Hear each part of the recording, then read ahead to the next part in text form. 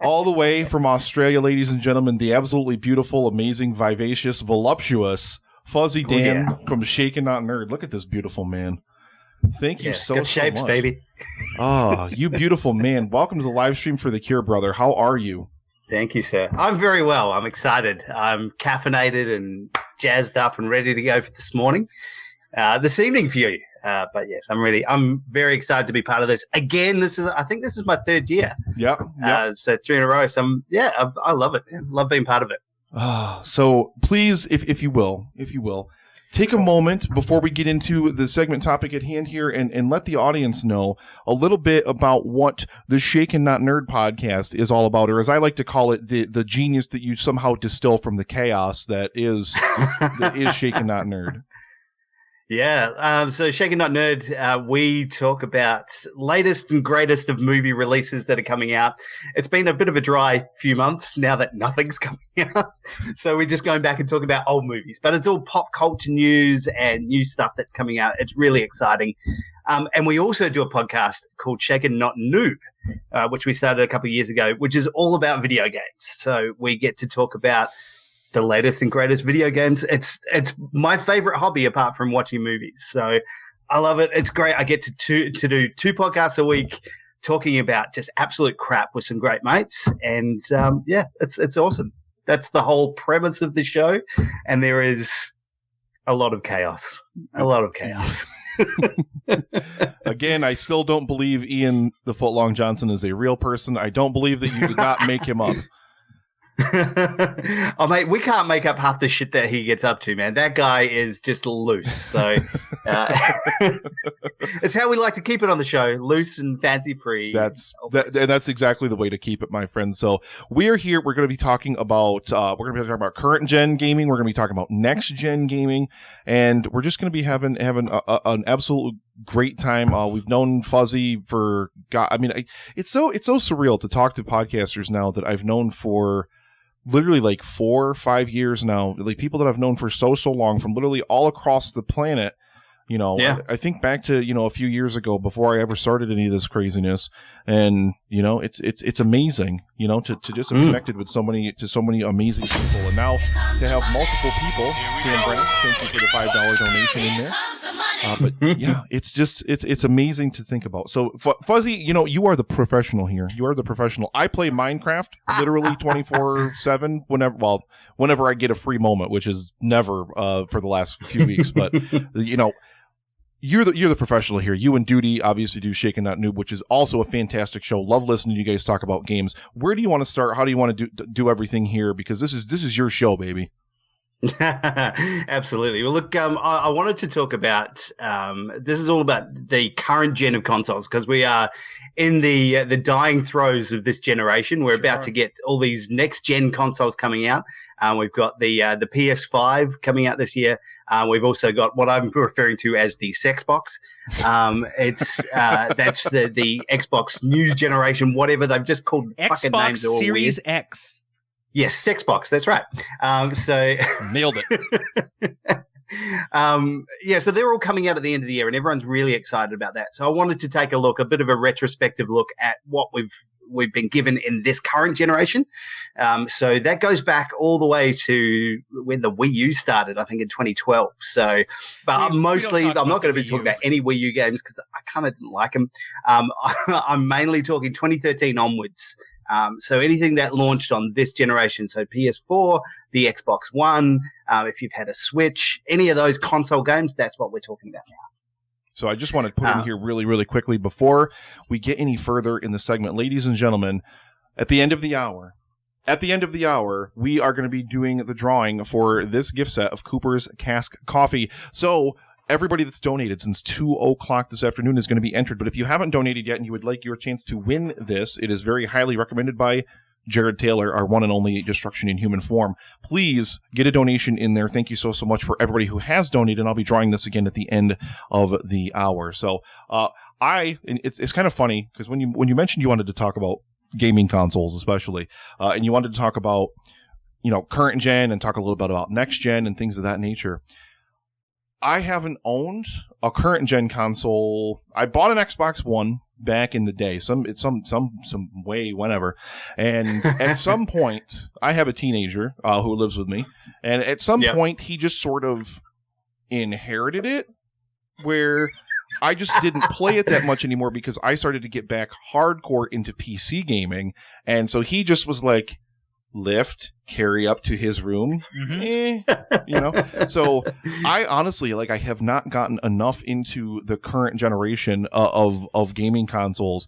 So Dan is That's much more. That's why equipped. I'm here. Dan is much more equipped to talk about this than me. So I will let you two. Have that, and I will chime in whenever I feel I can throw something about Minecraft in there. I'm sure we will absolutely talk about Minecraft at some point in this conversation. So. It's the best-selling game of all time. 200 million copies. Like, it's fucking crazy how well that game's gone. It's insane how and it's how still much strong. It has come it's back. still strong. The resurgence that it's experienced over the past year and a half is just absolutely mind blowing. Like, I can't believe how big Minecraft is again. Like, it was big and then it went away for a few years and now it's just like, no baby, I'm back. Yeah, well, I've got a 9-year-old in the house, so we affectionately call him Little Fuzz, and he's addicted to Minecraft. So it's Minecraft videos. There's YouTubers he's watching all the time. He's ever since being in isolation as well. It's been a way to catch up with all his mates. So they all catch up and they hang out and they play a couple hours of Minecraft every day, and they talk absolute garbage that I have no idea about. So you can be my Minecraft translation expert when I will stand by, stuff. willing and ready.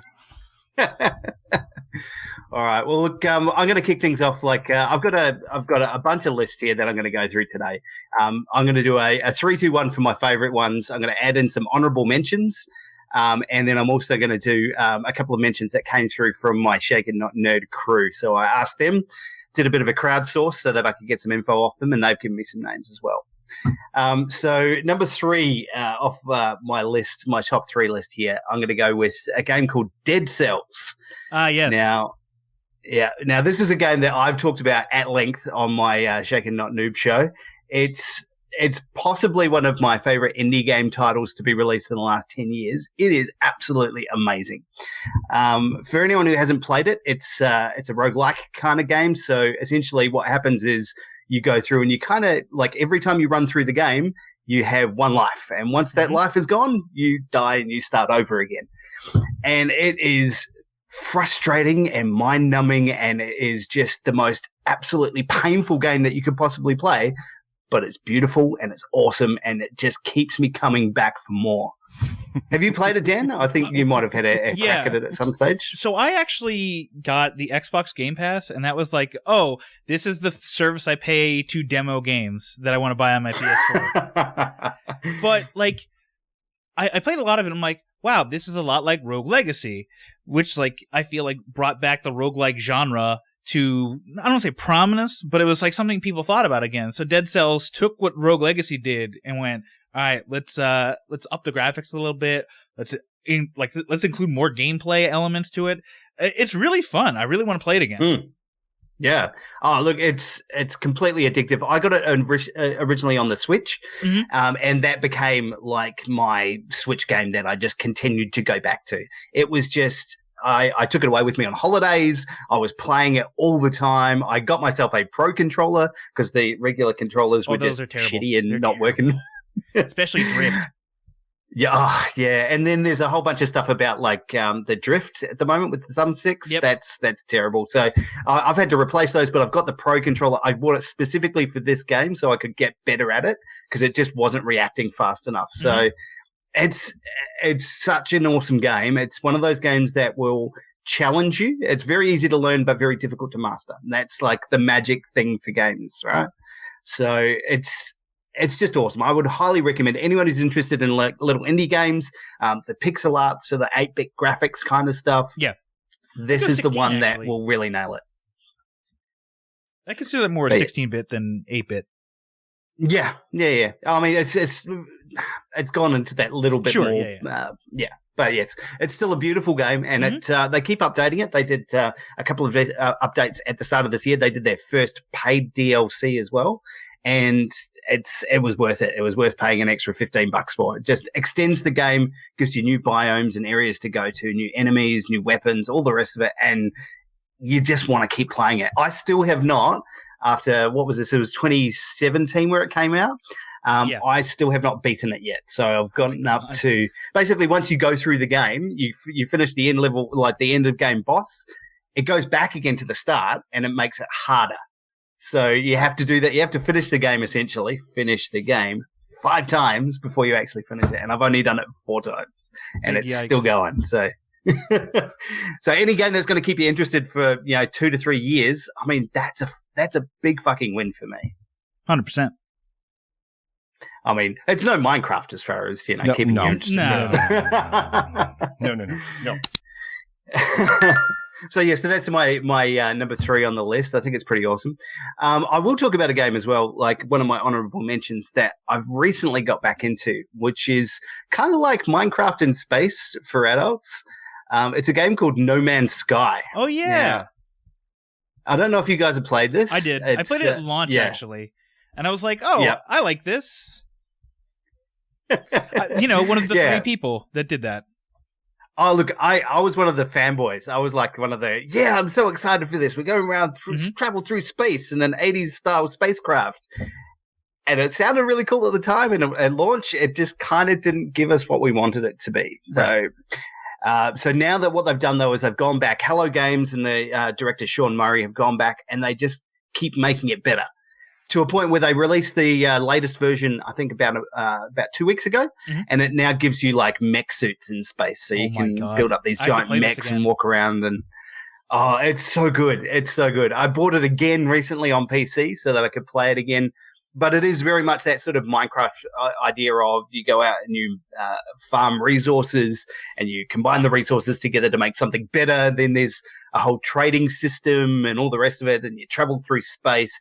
It really is just one of these sort of endless possibilities games, which I kind of like as well. It gives you the freedom to create and develop your own game. Those are the most beautiful kinds. I have so much love for those kinds of games and for those games that are just like a one shot, like sit down. As long as it's a beautifully designed game, as long as it like you're living in a beautiful game world for a few hours, I'm all in. I'm all there for it. Well, that's it, right? It's not one of those ones that I would say is the prettiest games in the world, but it is very much a stylistic choice that they've made, and like it just works. The aesthetic just works for me, and it's awesome. Just the idea, the technology behind it of this procedurally generated universe where anything could possibly happen. It's great. So yes, highly recommend getting back into it if you have a copy of it. I think it's pretty cheap, and it's coming to Games Pass as well, Dan. So if you I actually canceled Games Pass because I stopped playing so much on my Xbox, but I have it for my PlayStation 4. So no, fair enough. I do want to talk about Games Pass as well. That's one of my honorable mentions. There's not a lot of games I would say that have been truly epic on the Xbox for this generation.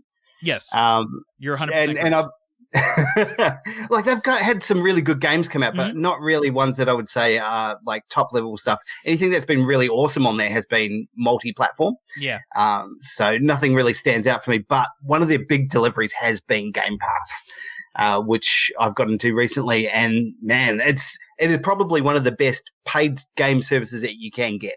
Every month you're just getting new things all the time, play them for as long as you want, chuck them out. Games that might be like $30 or $40 that you don't want to spend that money on, you just wait for it to come out on this, and they're really good. Yeah. So ladies and gentlemen, I just got to shout this out right now with a very, very special sound drop. Ow! Thank you very, very much. Colby Mack in the house. What up, what up? It's your boy, Colby Mack. $20 donation for cancer research. Thank you so much, Colby. I did want to say, like, it forced Sony to really change what they were doing with PlayStation Now.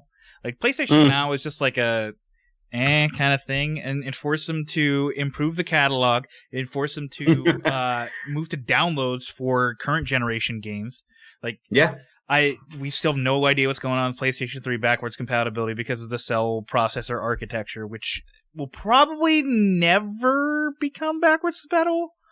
No, they don't want that. They don't want that at all. They make too much money out of people buying new stuff all the time. Yes. Yeah, no, like it is really, it's pushed how games are delivered to people, which is really awesome. Like it's very accessible. We used to have the like games with gold, PlayStation Plus. You get a couple of games every month, which is nice. But this service is just awesome. It gets new games to you like almost immediately. You get them on your PC as well, which is really good. So a couple of games that I've tried that I wouldn't normally spend cash on, but I've been able to try them and gone, that was a nice experience. I'm glad I didn't spend more than $15 a month on it. Yeah, like I played Untitled Goose Game, and I was like, yeah, this is fun for about 20 minutes. I'm glad I didn't pay real money for this. So shout out to Destruction in Human Form, Mr. Jared Taylor, $8.39, guys. He just kicked us to 67%, officially $6,700 for cancer research, guys, for future immune to cancer. Make it rain in there, especially every dollar that you donate. Fuzzy will stroke his beard. So if you just keep donating, Fuzzy will just sit here on camera and stroke his beard. And I don't think there's anything more than any of us can ask than that. I mean, really. Oh, man. Yeah, it's my beautiful ISO beard that I've been growing for the last 2 months. So, and talking to my bosses the other day, I'm not going to get back into the office probably this year. So it's going to get wizard-like. Oh, it's going to be amazing. I can't wait for this. I can't wait. When are we getting those live videos of the live recordings of Shaken Not Nerd? Because I need those in my life. Oh, man. Well, we're actually getting back to the studio this week, which is awesome. So they've eased restrictions here, which is awesome. Yeah, that's right. 32B Bignell Road, Moorabbin, at our head office there at Incognito Comics. So yeah, it's actually great because we haven't been hanging out a lot. We've been doing everything over Skype. So I'm excited to be leaving the house again. Yes, but yes. Oh, there we go. So yeah, we talked a bit about some of those other ones. I want to talk about my second on the list for games that for awesome games that have come out in this generation. And this one came out on the Switch. It's Zelda Breath of the Wild. Okay. And I don't know if you guys like Zelda games. You like old school Zelda players? Love them. I played Link's Awakening. I didn't beat it, and I just stopped playing. Ocarina of Time is one of the greatest games ever made. I will firmly stand by that. I know that's a very popular opinion, but it's a correct opinion. It's okay to be popular or be popular with your opinions. Yes. That's one of Nick's few popular opinions. Listen. That's actually probably true. That's actually probably correct. Womp womp. Yeah, no. Look, Zelda Breath of the Wild was a fantastic game. It was new Zelda. It's one of those games that you specifically go out and buy a console for. It's one of the you have to have this. If you own a Switch, you have to get Zelda. If you don't own a Switch, you buy it because Zelda's there. It's epically awesome. It is open world in the way that you want an open world RPG to be. It's so awesome. And I mean, I previously wasn't a Zelda guy. Like, I had played them a few times, had enjoyed them, hadn't really gotten into Ocarina of Time. I know that's probably a controversial opinion. But yeah, I still love it. I think this game is one of the best that we saw in the past 10 years. This console generation, it's just been amazing. The big discussion around the Switch was how underpowered it was compared to the Xbox One and the PS4, even though it was like mid-cycle generation console. Like, you're like, oh wait, this isn't going to compete, and then it brings out Zelda Breath of the Wild, and it's like, oh, it can do this still. Well, fuck off, everybody else. And that's been one of the awesome things about the Switch, right? It's probably my favorite console for this generation. Just because of what you can do. It's like they took away all of those fancy graphics and they went, okay, we can, shade the cells slightly differently. We can make these things still epic and awesome. They just don't come out as, highly HD graphic as the rest of them. But the stylistic choices they make it all that much better. So, Zelda's proof in the pudding that they've done something right and they can make it work. I've had games come out like the latest Pokemon game. I don't know if you guys get into Pokemon games. Hi. Like Sword and Shield. I'm the one who asks all the Pokemon questions, Fuzzy. Don't you remember? Yes, you are. I've seen Little Fuzz play through that. He's enjoyed that as well. And then, again, stylistic choices that they made in that game made it possible for a massive game like that to be put onto a very small console. Mm-hmm. As well, they did one of the games I'll mention in my honorable mentions list, The Witcher 3. Yep. They did a port of that to the Switch recently.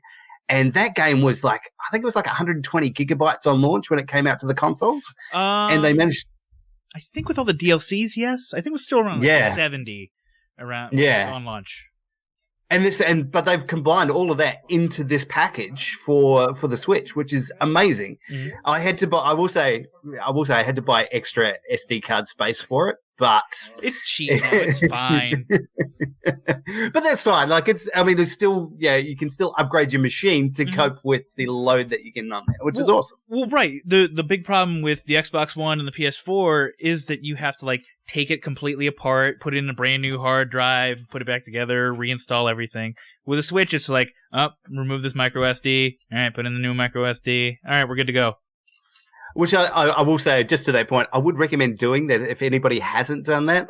I upgraded to an SD card on the PlayStation. Mm-hmm. So much better. It's just a little bit smoother on everything. Just it makes the experience just a little bit better. So, but yes, the Switch upgradable. It's a lot of fun. It's my console of the generation. I'm excited to see what they do next because it kind of feels like, as the other consoles come to this end of life, it's almost at that point as well, and they kind of need to do something else. They released the Switch Lite last year as their sort of midlife console, and that's fine. But I think they need to do that next thing as well. So it'll be exciting to see. Switch Pro with HD graphics. Yeah, 720p in your hand. Yeah, please. You can see all of those, Witcher bath times on public transport and beautiful HD graphics. Hey, look at this. You can almost see his penis. Look how sweaty he is. So close. All right. So that was Breath of the Wild. I want to talk about some other games that were in my honorable mentions list. There's probably a couple of here that I like to call bridging games. So they're released on the previous generation of consoles. Oh, and now they got re-released on here. So the first one would be Grand Theft Auto. So Grand Theft Auto 5. Holy fuck, that game's a juggernaut. You listen to the MPD every month. It's on there every month. Yeah. It's still big. It came out free on the Epic Games Store a couple of weeks ago. So I basically got it on that store.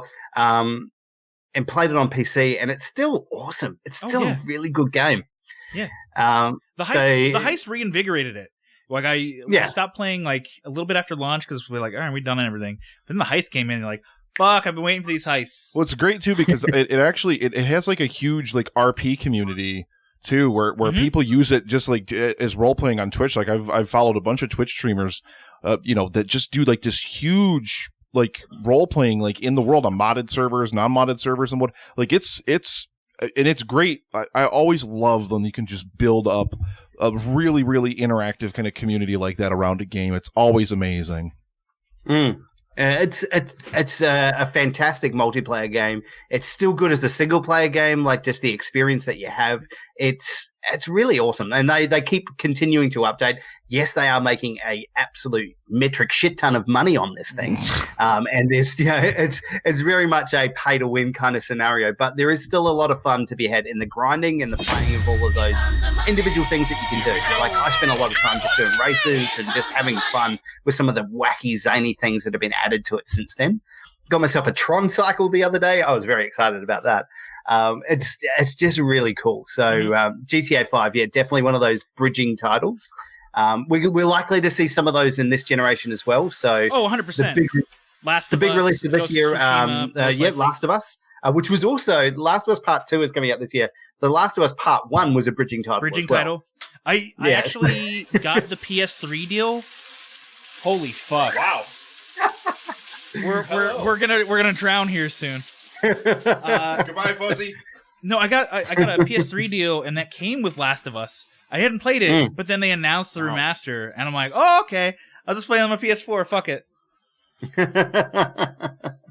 Yeah, well, that was pretty awesome. So we got that. We're gonna have Cyberpunk. So Cyberpunk 2077 is coming out this year on the current gen consoles. They haven't announced it yet for the next gen, but I'm absolutely certain that it will be coming out on those next gens as well. Because Xbox has a smart delivery thing. So I'm wondering what that's going to be like. Like, I wonder if they're just going to, here's the PS5 Xbox Series X patch. Like, and that's it. And you don't have to buy it again. You just buy it once and you just get that patch and you play it. I mean, if that's the case, I'm waiting. No, well, look, I think what's going to happen, because, this is CD Projekt Red, and when they do games, they do them right. They gave us The Witcher 3. They take time to get things the way that they really need it to. Mm-hmm. And this is, I think, what they'll do is they'll release it. There'll be backwards compatibility and all the rest of it. But then what they'll do is they'll do a proper rebuild and remaster for the current gen consoles. Yes, there's the porting, but I think they'll do a proper version of it.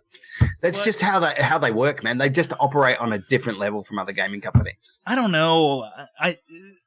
That might be fine, and that might be what they do. But I don't know if that's what the consumer wants. I don't know if they want to spend $60 for a PS4 version, and then 3 months later, here's the $60 PS5 version. I don't know if anyone wants that. Yeah, I mean, I bought The Last of Us twice, so sure. That's some people are willing to do it, because when you play a good game, it doesn't matter how much it costs, you're just going to buy it again. So sure, it's if it's there, it's there. So yes, GTA 5, big one for me. I'm also excited for Assassin's Creed Black Flag, which is absolutely hands down the best Assassin's Creed game that is available to you. And that came out, so previous gen console, and then came out again on the next gen. Mm-hmm. It's just awesome. I just love being a pirate. I need more pirate-based games. Well, they announced Skull and Bones, but who the fuck knows when that's actually coming out. Ubisoft actually did something cool with that, where if you bought the previous gen console or previous gen game, you paid an extra $10 and you got the upgraded version, which was super consumer friendly. Totally understood it, made perfect sense. So I wouldn't be surprised if you see something like that again, unless smart delivery is a real thing that people are like, oh well, we expect different. Yeah, I don't know. I mean, and coming from the guys that are making it, maybe they like to make cash. Let's put it that way. I mean, they're no EA, but yes, you're right.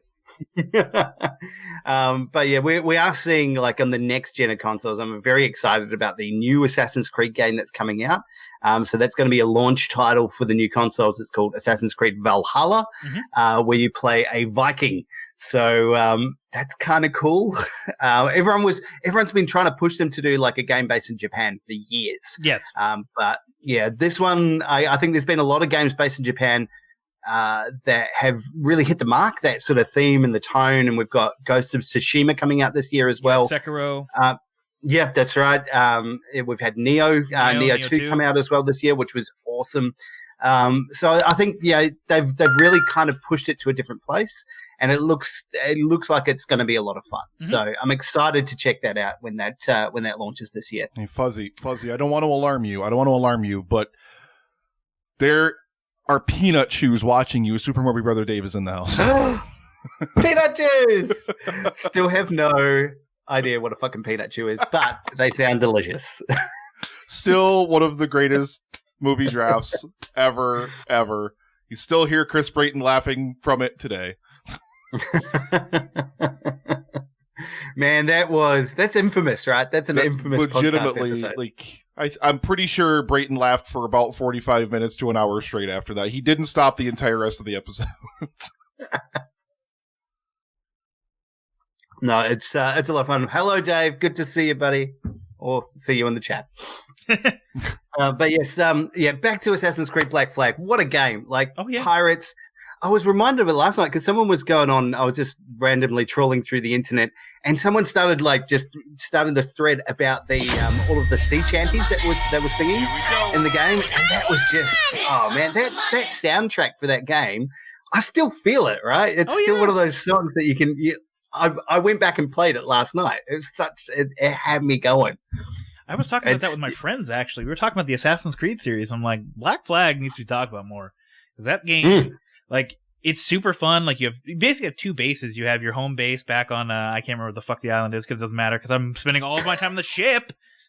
I got a shout out here, ladies and gentlemen. Alan from Interrupted Tales dropping $10 in the chat. Interrupted Tales is coming up a little bit later tonight as well, guys. $10 for video game talk, which more video game talk, right? I need to talk more about video games, right? I really do, right?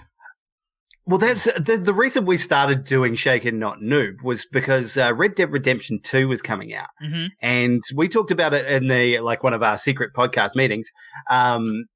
That we should talk about it as an episode, and everyone's like, "No, we want to talk movies. We want to focus on movies and pop culture, and video games kind of doesn't fit into that." And Duty and I were like, "Fuck that! We need to be talking about this game right now." Yeah, and we did, and that game was amazing. I really loved that one. I but played yes. it.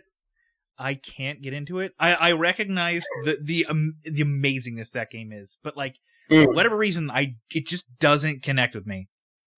See, I enjoyed it for the playthrough and the story, and I think it really connected with me in this sort of immersion factor. So it immerses you in the universe of being a cowboy and eating baked beans on the run, and cleaning your horse and feeding it an apple, but then I think when they put all of those mechanics into the multiplayer version, it just completely lost me. It's I don't need to be immersed in that. I want to just be robbing trains and holding up banks and shooting people in the streets. It's that was the fun parts of it, and I think they made the fun parts. It was work to get to them, so that immersion factor kind of went a little bit too far. They forgot what was fun about the games. Right, it stopped being a game. It was more like a sim, and it's I don't want a sim. I want a game. Yeah, that's right. And I think they kind of tried to have a bit of both, if you know what I mean. They tried to have it both ways, and it just didn't work. No. So, yeah. I mean, it was a great game, beautiful game, very hard drive intensive game. But Dave in the chat, tell Ian to fuck off. Oh, we do. Don't worry. I'll tell him to fuck off all the time. I'll tell him right now. Ian, fuck off. I'll text him. Fuzzy, don't tell me that. Wait, was that Terrence or Philip? Yes. Is that how he sounds to you? Yeah, he sounds Canadian. Hey, buddy. Hey, damn buddy. Flappy head. Hey, buddy, you gonna get that sausage? Oh, wow.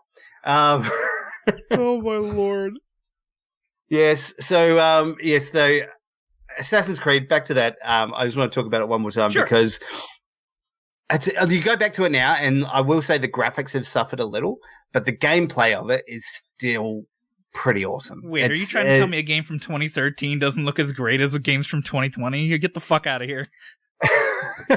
It's one of those things that, I think this particular titles and this particular series, they always try and look pretty. And the problem with when you're a cutting edge graphics thing is eventually you're not going to be cutting edge anymore. Is Nick having a shower? What's going on? What the fuck are you doing?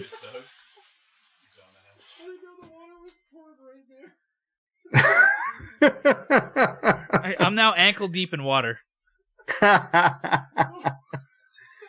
Getting wet on the podcast. I didn't think it's literally where the porch is right above here. It's pouring right down through the thing. So I literally I thought I would be able to step out and kind of see how much it was raining, but that was yeah. Well done. A bit of live action on the podcast. I love that. Exactly. It's great. I'm here to entertain, Fuzzy, especially you. Hey, I feel entertained. Thank you, buddy. So look, I want more from my Assassin's Creed games. I played the recent two, Odyssey and Origins. Yes. They're okay. Sure. They're okay. They're fine, but they just gave me things that I didn't particularly need in those games. So I'm excited for Valhalla. They sucker me in every time with these games. I always buy them. I bought every single one of them. I don't know. After Unity, I was like, oh no. And then I played Syndicate, and I was like, okay, yeah, I like this. And then they were like, all right, we're taking a break. Fine, that works. Best choice they ever made, because those two games were shit. Yeah, no, it was exciting to see a change of pace with Origins, and then Odyssey was different again.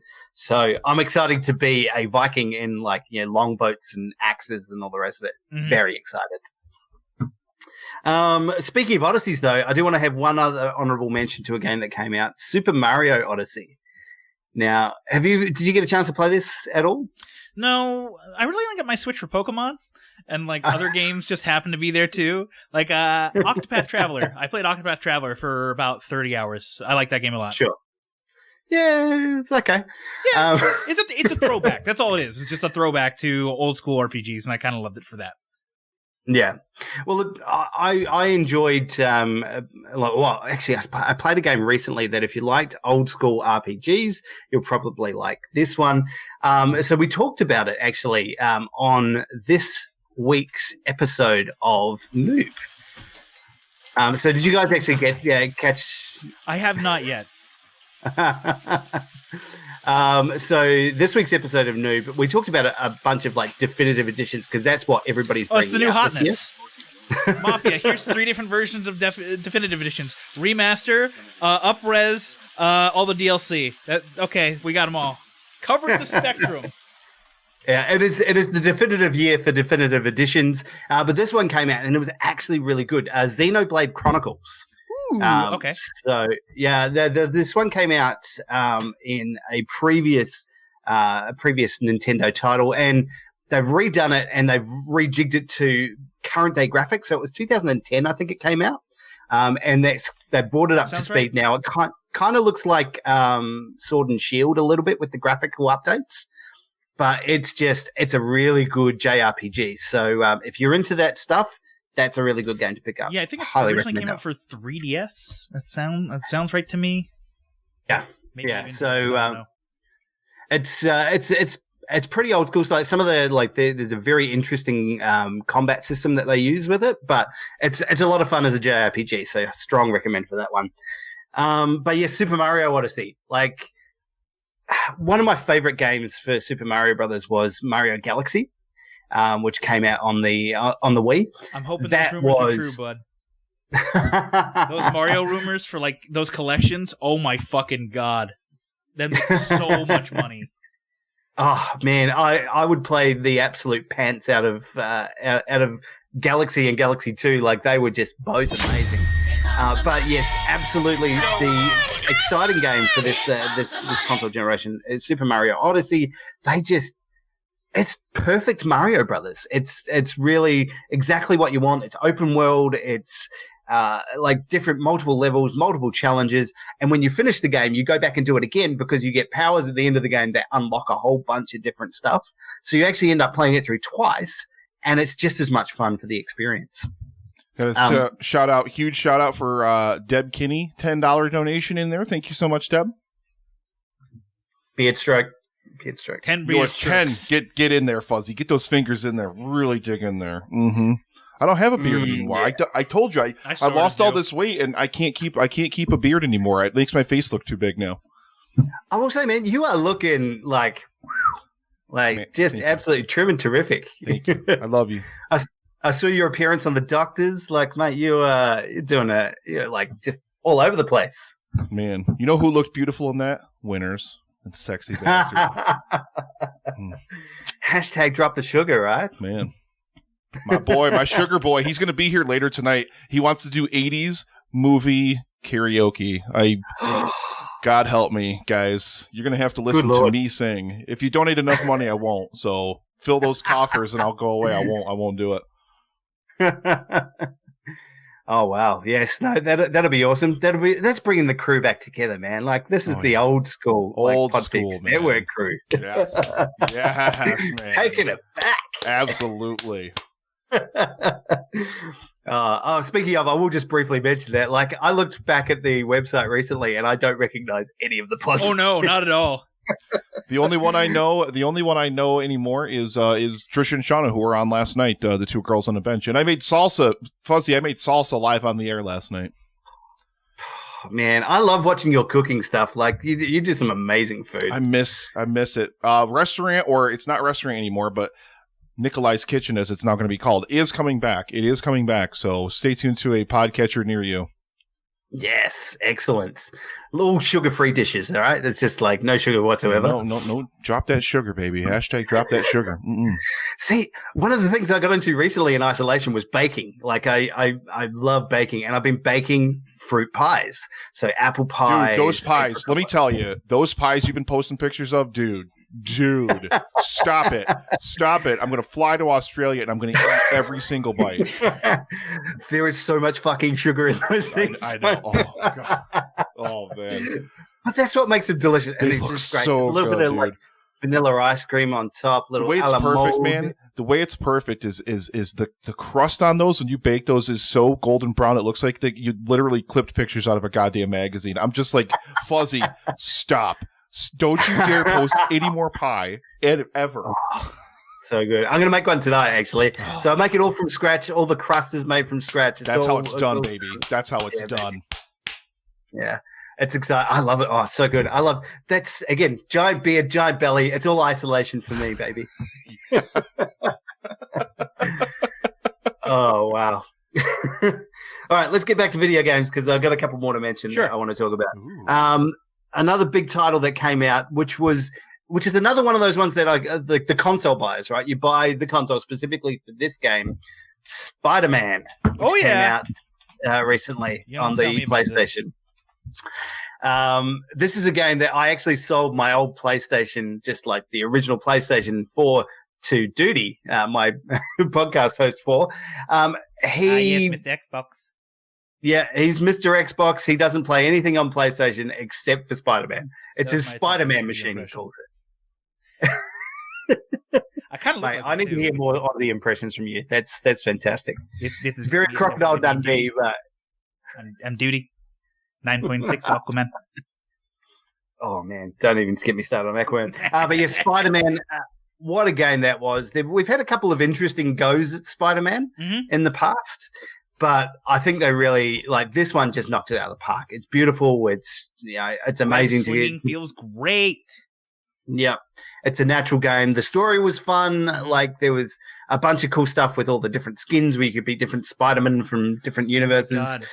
Favorite skin? Yeah. My favorite skin, I kind of liked the Ghost Rider one where he was all in white and he had the flaming skull. That was kind of cool. And there was also the, I think it was the 2049 one where he's he's got like the big spikes on his arms and stuff. Yeah. That was pretty cool as well. So the Iron Spider, obviously really cool with the big claws coming out the back. My favorite is the comic book version. That one looks so good all the time. It's amazing. That was actually a lot of fun because they had all the quips coming as well. Like every time you beat somebody up, that was his special power. Was he just put in a Spidey quip, and it was pretty cool. A nice way that they just amalgamated all of those different genres into it. So yeah, really fun game, and it's one of those ones that if you're into Spider-Man lore, that's the game to play. So, ladies and gentlemen, a $50 donation from Cambo, and they said, Nick got to get to $10,000, and that puts us a little bit closer. 67.75. Guys, you guys understand this. We're only $225 away from more hashtag moonshine for Drew. Drew Hallam's coming back in here. We're going to have him drink even more moonshine. That's 50 beer strokes, too. Man. Well, I'm not drinking moonshine today. I'm drinking whiskey, but because you're a beautiful, sophisticated son of a bitch. That's why. That's the other thing I've got into in isolation: drinking expensive whiskey. It's a great hobby. All it requires is a lot of money and a mouth. Yeah, and that's the thing about it. It's like you want to go to the store and you want to get yourself a great bottle, and you're just like, ooh, okay. Yeah. But then you taste that sip, and you're just like, this is all worth it. Absolutely is. And I don't know if you guys like them. I'm getting into my Scottish whiskies. And specifically the stuff from Islay, which is all of the Lagavulins and stuff like that. You can talk for hours about Lagavulin. Yeah, Caleb had Lagavulin yesterday during the Netflix and Soul segment. So I've got this one, the Cal Ela, which is fantastic. It's liquid gold. So yes. enjoying that this morning. It is still prior to 10 a.m. here, but I thought I'd get into the spirit of having my coffee. And God bless you, Fuzzy Dan. God bless you. I love you so much. My God. And I'm just drinking it out of my fancy new diamond-shaped tumbler. So it's pretty. Yeah, it's fancy guy. Man alive. Classy the fuck up, as I like to say. Oh my Lord! I want to bring up a game because I don't think Sure. I'm gonna bring it up. I'm gonna be very upset. It is my game of the decade, actually. It's Horizon Zero Dawn, because to me, it's on my list. It's on my list. Okay, good. But like, I was worried for a bit. But like, I love running around with a bow and arrow and just shooting robot dinosaurs. That gameplay loop is so much fun. Yeah, I think the first time I played that game, the one thing I wanted to do was get to the T-Rex. Like, that was my first objective. And I remember getting there and going, oh man, there's this T-Rex walking around like almost like the Colorado desert or something like that. And it was just, and you're like, okay, yeah, let's just go attack it. And it just annihilates you. There's missiles and laser beams and you get destroyed. But when you finally like level up enough to like, shoot it with tethers and like all these electrical arrows and all the rest of it, that's so much fun. Oh my God. Such a good game. Yeah, shooting 3 arrows at one time. Oh my God. Like, you start with those like like the little Velociraptor watcher things, and you're like, this game's easy. Like, I wish it gets harder. And then you get to that thing, you're like, holy fuck, I wish this game was easier. Look, there was so much cool stuff about that, like taming dinosaurs as well. Like, you're riding these things, and like just like the entire world that they built. It was wow, just so much fun. I think that was one of those ones that, again, as a console buyer, you buy it specifically for that game. And this, I think, as far as exclusive titles go, like PlayStation for this generation really knocked it out of the park. Like, they kept bringing out titles like that, like Spider-Man. They really God of War. wanted to do, like all of those ones console exclusive, and they were just perfect. Well, that's why they sold 107 million. I think it's the new updated number. And that's why I really, really, really, really, really wanted to get a PS4 when they released, part 1 of 75 of the Final Fantasy VII remake that they released. Because like all the footage I watched of that game on Twitch was just absolutely glorious. But I don't own a PS4. Well, I don't own any console now. But like, I don't want to wait a year for it. Yeah. But then by the time the next one comes out, they'll release it for the PS5 as well. Like, so I might as well just get the PS5 when it comes out and then just get both. You know? Like, no, that's fair enough. Both parts. Well, look, I will say, as somebody who played the original series and had to deal with the original Final Fantasy VII, had to deal with that thing of where you change the discs, and hoping that the save file like actually stayed in there. Yeah, like I had it crash on me twice, and I remember you saying that on Noob too. I remember you talking about that with Duty and everything. And Alan, don't you dare. Don't you dare. I'm going to cry in the tread, you son of a bitch. You mentioned Eris. Damn it. Alan, you son of a bitch. Look, it's a fabulous title, and I really did enjoy the new release of Final Fantasy VII. It's a completely different game. The problem I had with it was not the whole story, and I was expecting more of the story in there, and the fact that they were very cagey about how many episodes are coming out afterwards. We're going to see at least. I think they're going to do 3 parts. Like that, they can't have no do idea. They like remember, like Midgar's 10% of the story though.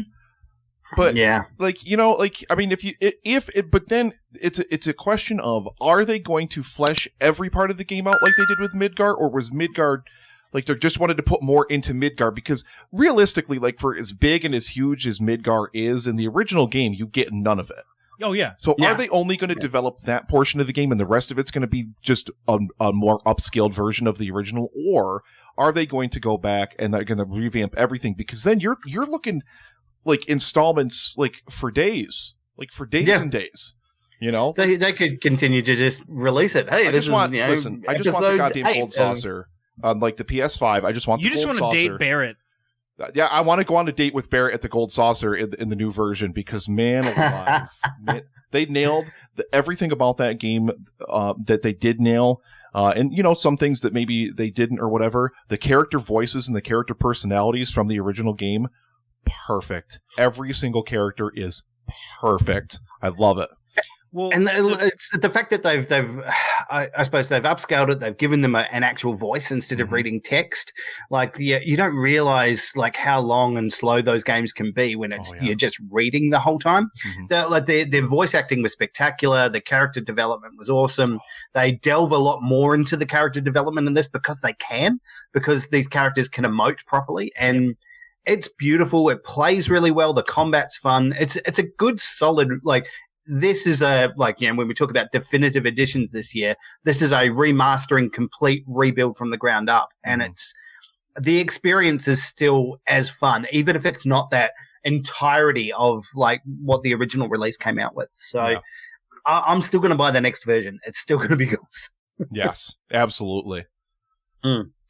But yes, I'm aware we're running on in time, so I wanted to get to my number one game for this last generation, and it is a PlayStation exclusive. We did talk about it briefly before. It is God of War, is my my number one game for this gen.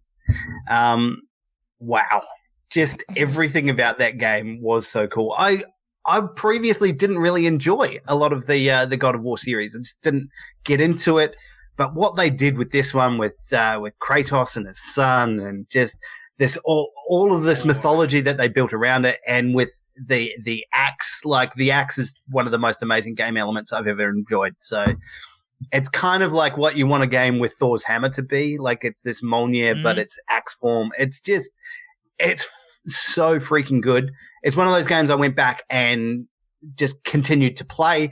I did all of the post-story stuff, so I went back and defeated all the Valkyries. Yep. And only this year defeated the Queen, the Valkyrie Queen. Like that was just, she is an absolute, just like one of the hardest things I've ever had to defeat in a video game ever. She's so nasty because she combines all of the aspects of all of the other 8 Valkyries and is just awesome. So yeah, I can't recommend God of War enough. I think it's just a perfect game, from the pacing of the story to the style of the action to the RPG elements. It has everything, just the right amounts of everything put into one thing. Just so good. Obviously you played it, Dan? Actually, I haven't.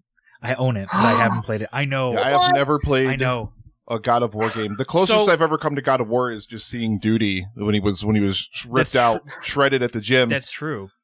So here's the problem. I don't like God of War, the original trilogy. Like, it's just like a button mash, smash everything. Yeah. And when you see a reboot of God of War come along, you're like, oh, I don't know about this. But then you see it actually is a game as opposed to press buttons a billion times. Like, oh, okay, yeah, I definitely want that. Well, see, and I think they saw that, and like the previous titles, I wasn't a big fan of either, but I like the character and the development they go through, and it was very much, it brought me to that game, and I was like, I'll give it a chance. And what they do with it, there is a style that you go through and potentially button mash a lot of stuff, but you will never win. You will never get to the point you need to be. You need to actually have tactics and approach to how you do it. The customization of all of your weapons and armor are very specific to your play style. So you can have different buffs or debuffs and all the rest of it that apply to you to make you a more efficient at what you want to do. And just that tactical aspect of it and how you have to approach each battle. Yeah, it's so awesome. And then there's a scene where there's a level where you go around this place, which is basically covered in like a poisonous mist. And it's like a big maze, and so you're going through defeating all these characters within this maze while your health is slowly going down. And it's just you can't just run in there and go gung ho. You have to go in there and be tactical about it and find the approach that works for you. And it's when you have that in a game, that's epic. Like that gives you something to aim at, to target for. And I love it. I think it's one of the most smart games that you'll find in this generation. It is installed on my PS4 right now, so I am ready to play it as soon as this is over. Like, as soon as Livestream for the Cure is done, it's there. Quick shout out, Death Stranding, the most unique game of the generation. Like, it's one of those games that I can't recommend to anybody. You have to play it first to like even understand if you would like it, because like you're just a UPS guy, basically. That's all. You're a delivery guy, and whether or not that it's feels bizarre, good to you, right? Yeah, I can't recommend it to anybody, but I'm like, this game is so good, and I couldn't believe it until I actually played it for myself. Yeah, and that's one of those ones like I played as part of a review I did for the magazine I write for, and it's just, I don't know. I don't know if I like it. I don't know if I hate it. I don't know what to feel about it, but I continually play it. Right. And I've played 20 to 30 hours of it so far, and there's still lots to go. It's really interesting. It drags you in. It suckers you in with a really cool idea, and yeah, I think that's just awesome. Oh yeah, I love it. I beat the story. I'm trying to platinum it at some point because I just love it that much. It's so bizarre. I love some of the gameplay elements where it's multiplayer but not, so you can share developed environment with other players. Yeah, here's my materials. Let's build a road together, everybody. And like I've developed a lot of stuff, and then I built one bridge in one specific place that was really easy for me to get from point A to point B, and everybody liked it, and I got a bunch of development points, and it's weird. It's a weird social media experiment more than it is a game, but that's what you expect from Kojima. Like, he just does some weird stuff. But yeah, so I'm excited to see what his next prospect is. He'll come up with something weird, and it'll be a weird and wonderful game. After like the last Metal Gear Solid, I loved 5. I thought it was great, but it was very divisive for a lot of people. So Metal Gear Solid 5, Death Stranding, absolutely great games. Fuzzy Dan, you beautiful, absolutely majestic man. By the way, we did get another donation in there a short time ago from Midori Pro, $5 Whiskey Appreciation Club. Shout out to you, Fuzzy D. Clinky. There you go, baby. So before we run away, before we get out of here, I'm thrilled you guys are getting back in the studio, by the way, but please tell the audience a little bit about where they can find Shaken Not Nerd and Shaken Not Noob out there on the web. Yeah, sure. So we are at Shaken Not Nerd on all of the things. We've got Facebook, Twitter, Instagram, YouTube. We post up a bunch of video game reviews, a bunch of different things about movies that we're watching. We also have a listener community on Facebook, which has been really fun, where we get our listeners to vote on movies that we should watch. Now that no movies are out, we can't decide on what we want to watch each week, so we make you guys pick it for us. So you can join our listener community and just watch us post memes all the time and give each other shit. It's quite a lot of fun. All of our meme chat has moved from a private chat to that listener community, which is great. So yeah, check it out. So if you check out Shaken Not Nerd on your podcatcher, you will also get the Noob channel. We post in there as well. So it is Mondays and Fridays. You will get new episodes each week. So 2 episodes for the price of 1. It's pretty good. It is absolutely. It's amazing. You guys do an absolutely amazing job, both on Nerd and on Noob. Both of them are absolutely amazing. So I really, really appreciate you taking some time again to be here for Livestream for the Cure. You know that you're one of my favorite people. I absolutely love you. Please come back literally every single year, over and over and over again. I will never, ever turn you down. Oh, I see it, buddy. Ever. No matter what you want. For anything. As soon as that email came through this year, you're like, hey, we're doing Livestream from the Cure. I think within 5 minutes, I was like, yep, fucking sign me up. If you're going to make me pie, then I will. I tell you what, Baking with Fuzzy will be next year's edition. We'll do some baking. Yes. It'll be great. I need to get over into that Shaken Not Nerd listener community and post more random Simpsons memes, because that's our language, Fuzzy. That's all we speak together.